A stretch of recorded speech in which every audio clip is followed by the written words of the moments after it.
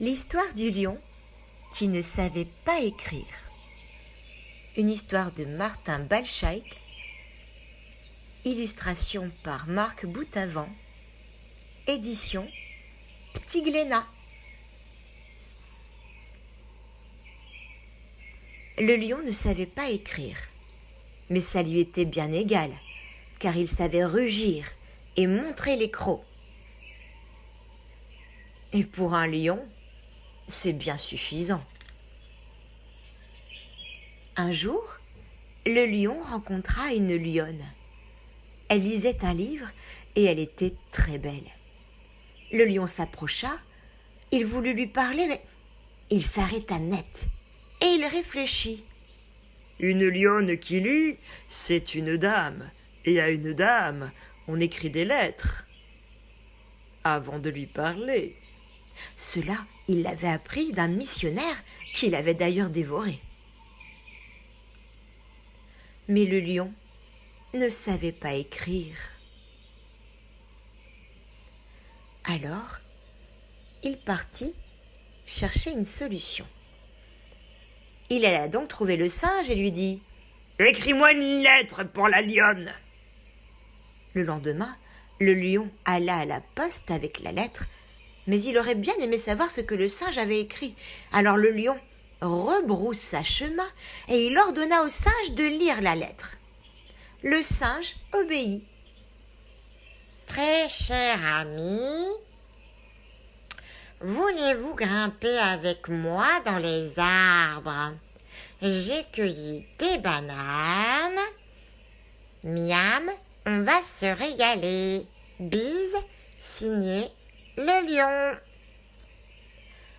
« Mais non !» rugit le lion. « Jamais je n'écrirai une chose pareille !» Et le lion déchira la lettre. Puis le lion descendit vers le fleuve. L'hippopotame devait lui écrire une autre lettre. Le lendemain, le lion alla à la poste avec la lettre, mais il aurait bien aimé savoir ce que l'hippopotame avait écrit. Il rebroussa chemin et l'hippopotame lut la lettre. « Très cher ami, voulez-vous patauger avec moi dans le fleuve et brouter des algues? Miam, on va se régaler. Bise, signé le lion. »« Mais non !» rugit le lion. « Jamais je n'écrirai une chose pareille !»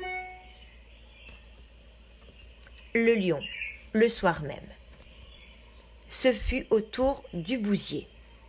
Le brave insecte se donna bien du mal. Il aspergea même la lettre de parfum. Enfin, de parfum. Le lendemain, le lion alla à la poste avec la lettre. En chemin, il croisa la girafe. « Pouah ! Mais qu'est-ce qui sent mauvais comme ça ?» demanda la girafe. « C'est la lettre, » répondit le lion. « Le bousier l'a parfumée. »« Ah bon ?» dit la girafe. « Je serais furieuse de la lire. » La girafe lut la lettre. « Très cher ami, voulez-vous ramper sous terre avec moi? J'ai une bonne réserve de bouse. Miam, on va se régaler. Bise, signé le lion. » « Mais non ! Jamais je n'écrirai une chose pareille !» Fou de rage, le lion déchira la lettre et demanda à la girafe d'en écrire une autre. Le lendemain, le lion alla trouver la girafe pour qu'elle lui lise la lettre à haute voix. Manque de chance, le crocodile venait de la croquer. Et la lettre avec. Le crocodile lut la lettre, mais il fut obligé d'écrire lui-même une autre lettre.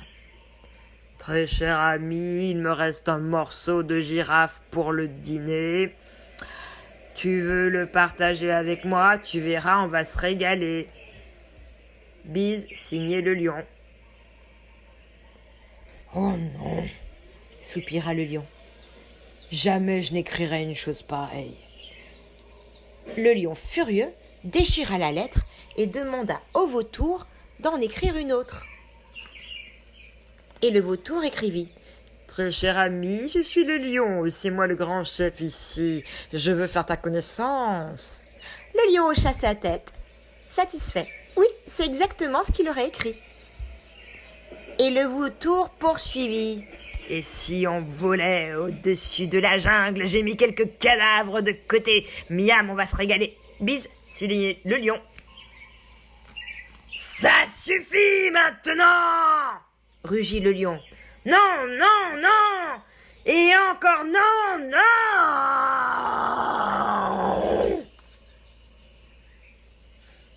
Je voudrais lui écrire qu'elle est belle. Je voudrais lui écrire combien j'ai envie de la voir.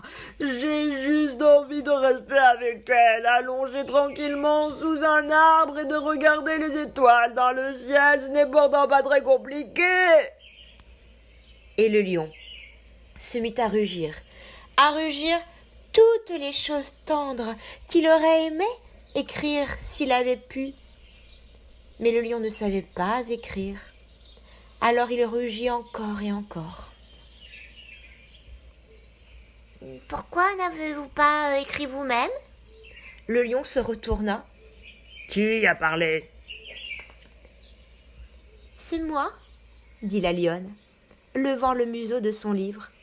Et le lion, aux grandes dents, répondit doucement: Je n'ai pas écrit parce que je ne sais pas écrire. La lionne sourit, donna au lion un petit coup de museau et elle l'emmena avec elle. A comme apprendre. A. B comme bâton. C comme